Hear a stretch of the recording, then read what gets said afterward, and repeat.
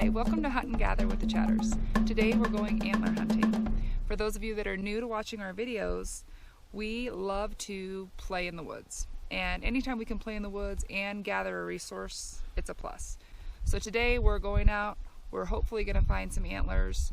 We're going to either use them for decorating our own house because they're beautiful, or another thing that you can do with them is you can sell them. And along the way we'll teach you a few tricks and tips that make you a more successful antler hunter, and also show you what you do when you do have some and you're ready to sell them.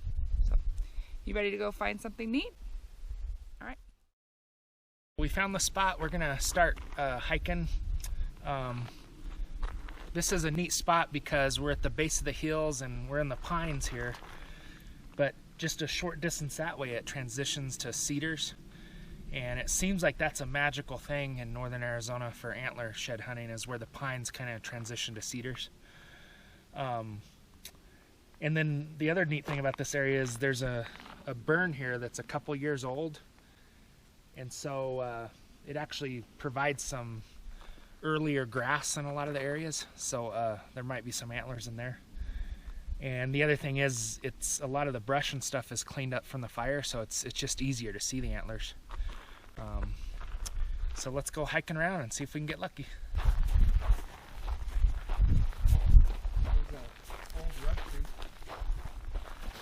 Oh yeah. You can tell it's several years old. I think this is probably deer. So that means there was deer here in September. That's when the deer rubbed their antlers off, the velvet. So unfortunately, where they are in September doesn't have a lot of relevance on where they are in April when they're losing their antlers, but it's still interesting. Or if you were coming out here archery deer hunting in the fall, that's a good sign. Yeah, and it's low and high. They're rubbing it good.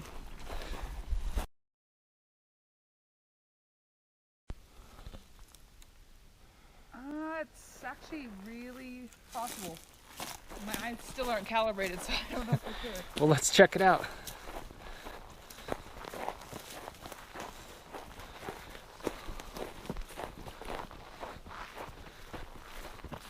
Oh yeah. Yeah, for sure. Look at that. Wow, that's actually a deer, huh? Oh my gosh. All right, this is where we need to start looking for the second one. I mean, I don't know, it's possible that we won't find it just because this is a little bit older, but, I mean, holy cow.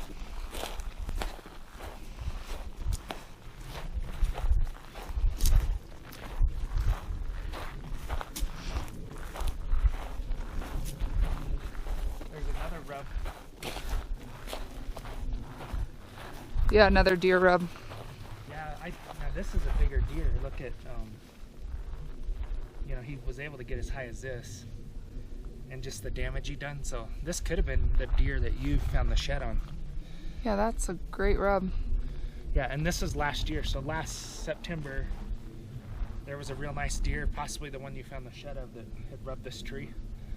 And you know, we are kind of in a flatland, so possibly they're just not migrating much, and they kind of spend the whole year here. But that's interesting. It's a broken off tip of an elk. Wow. So that's an elk antler. It's not a shed, but in September when they're rutting, the elk, the bulls are fighting each other to see who gets to mate with the cows, and they fight each other so hard they even bust off points and stuff. So an elk was fighting here probably last September because it's still got a lot of brown on it, and he fought so hard he broke his tip off.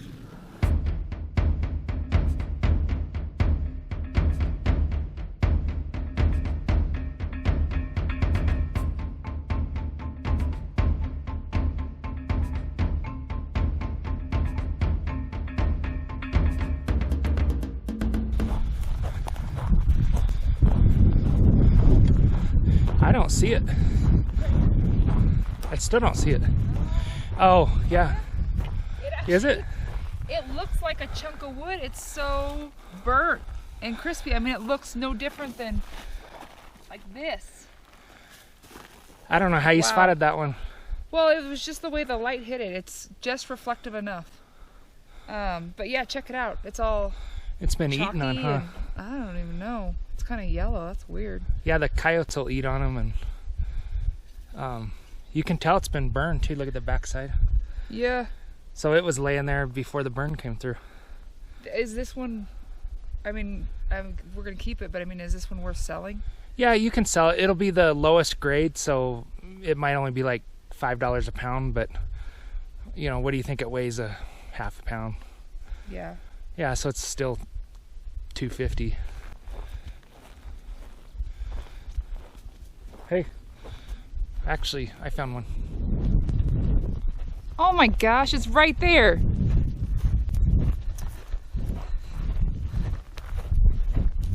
And it would be the biggest so far. So this is cool because it's an elk, so it weighs a little more.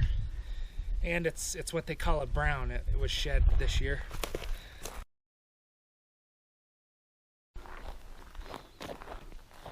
Yeah, the rocks are way too organized.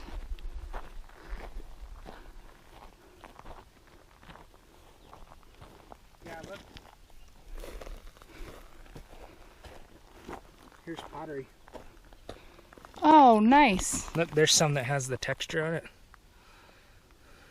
That one's cool. So, you know, we can't keep it, but it's fun to look at the pottery. But that confirms it. Then it's got to be a ruin. Look at you can even see it. Yeah, it's got a kind of a square.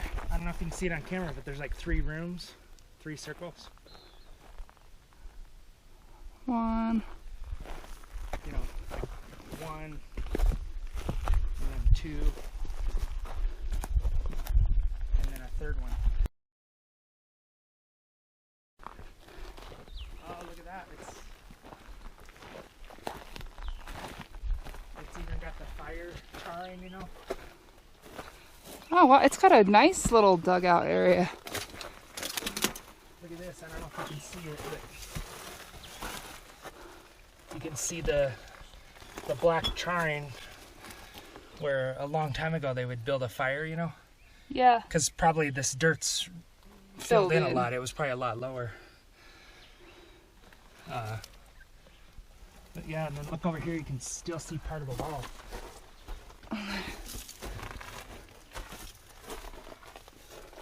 Oh yeah. So here's part of the wall, but I bet you that wall's 4 or 5 feet deep. It's filled in with debris. Yeah. Yeah, look at this. This is probably like a family of 4 lived here. And look at how small it is. You know. All right, so we just got back, and today was an actual better than average day. We don't normally find this much. Pretty exciting. I've never found a deer rack this big, so this antler is huge. Super excited about that.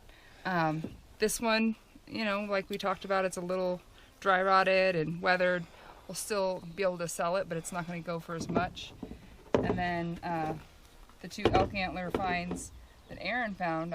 This one's really nice. This, although it's not a full antler, it's got a lot of good weight to it. You're not going to make much money on it, but like if you want to make a knife handle or something, it's perfect for that. Yeah. Because you hate to take a full antler like that and chop it up for knife handles, but this one's already a piece anyhow, you know. Yeah. But, yeah, so pretty cool. Good day.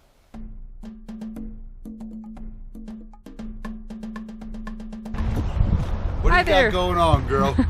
So we are making an antler hunting video because we have a channel called Hunt and Gather with the Chatters.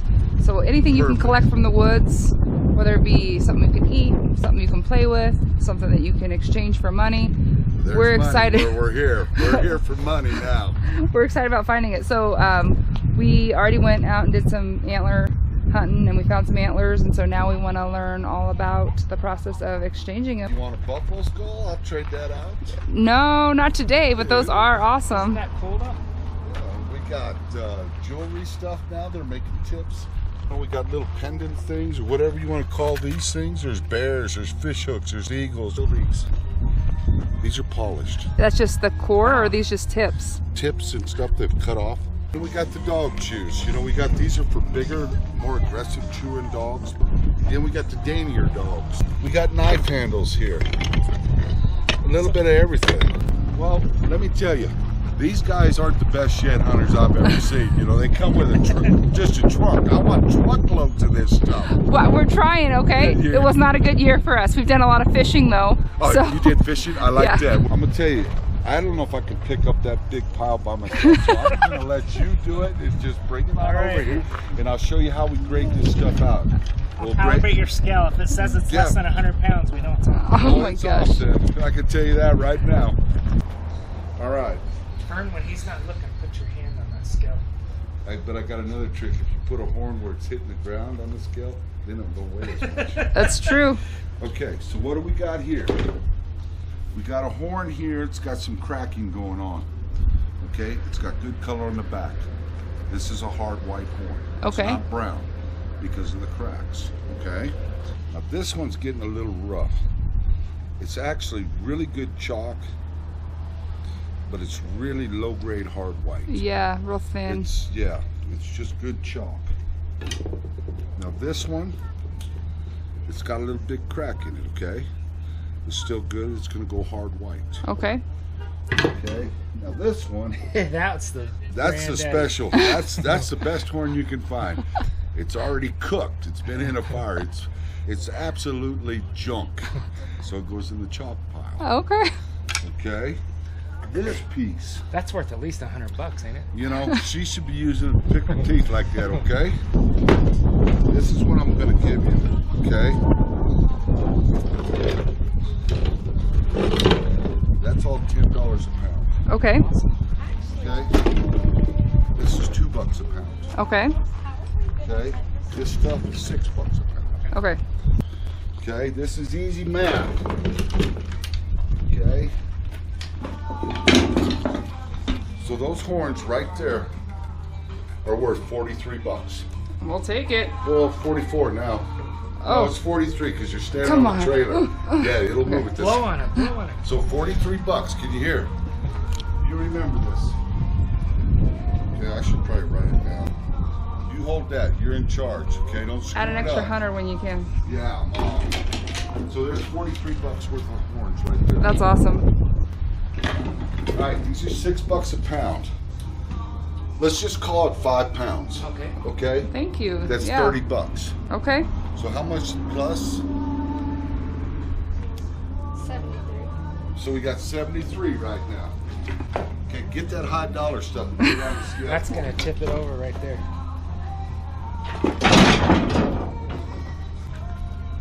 Oh my I'm goodness. gonna give you $2 for that. So you got 73 and 2. How much is that? 65? 75. 75? It's not 65, right?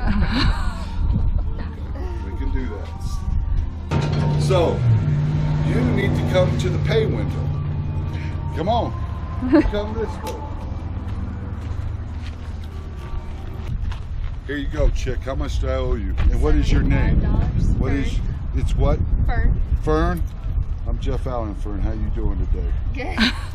Okay. Is that enough, or you want more? 75. That's correct. Sir. There you go. Thanks. So we got a cool story to tell you. About 2 years ago, she found her first antler. It was a nice elk antler, like medium size, but good. Okay. She sold that antler to you, and you gave her a special price because she was a kid. That's right. She used that antler to buy a bicycle, Okay. and it was just awesome. It was like buying a bicycle out in the woods. The best way to sell me horns is the kids or the wives. You just stay Just home. get away. Just get away. And that is the best way to sell me horns. Thank you so much. Yeah, Thank you guys. Hey. Go find me some more horns. Quit screwing around, chick.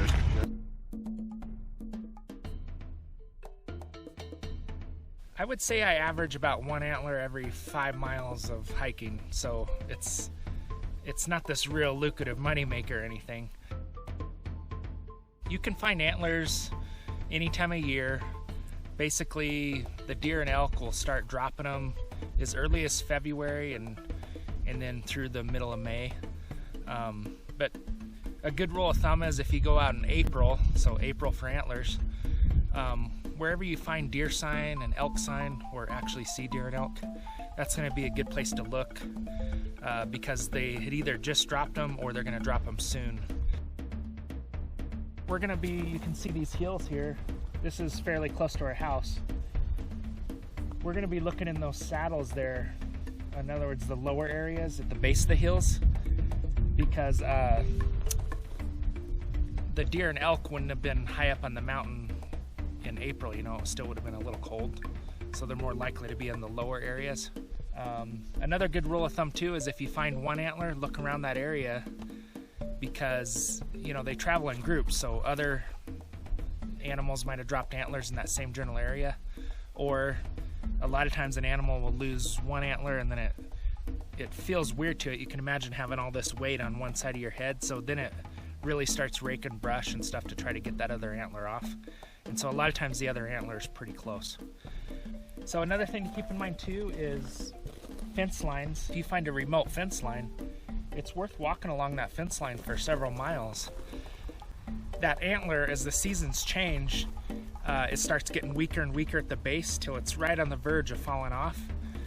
And when they jump over a fence and they land, a lot of times that's where it'll fall off. There's definitely a repetitiveness to it, so wherever you found them last year, you should go back to those areas this year, and there's a good chance, it's a good starting point anyways. But really what drives the animals' locations is food sources, which is driven by weather. So if you look in the area that you found them last year and you just don't have any luck, you might have to change a little bit, because maybe there was something different about the weather that year, you know. Okay, so there's a lot of ways to look for antlers. You can get up high on a hill if you have like just a sagebrush valley and glass for them, and so that's a good tactic if you're you know, maybe not real mobile. And then another technique is you can get on these little logging roads and drive around in your quad or your truck and March and April and just get lucky and find one within sight of the road. What I like to do, because there's not a lot of money in it anyways, is I like to just hike for them. And that way, even if I don't find an antler, I got a nice hike in and got some exercise, you know, which I could use. So one last thing, let's talk about equipment. Nothing's more valuable antler hiking or antler hunting than a pair of binoculars. You'll see a lot of brush, or here's an example. You know, that looks like an antler from a distance, and it's actually a piece of broken chair. But you can imagine if you saw that 200 yards away with your naked eye, you would think for sure you found an antler. And so you'd hike way out of the way just to realize that you wasted your time. So binoculars save you a lot of time and effort, especially if you're looking across canyons and stuff. You don't want to cross that canyon for something that's not really an antler. And then just a good water jug, GPS, and just make sure you tell somebody where you went hiking in case something happens. So Jeff can be found along the roadside in Flagstaff, often around Butler Avenue, or out in Williams by the flea market there. Or you can just give him a call if you got a load of antlers that you want to sell. He also sells Christmas trees and pumpkins during that time of year.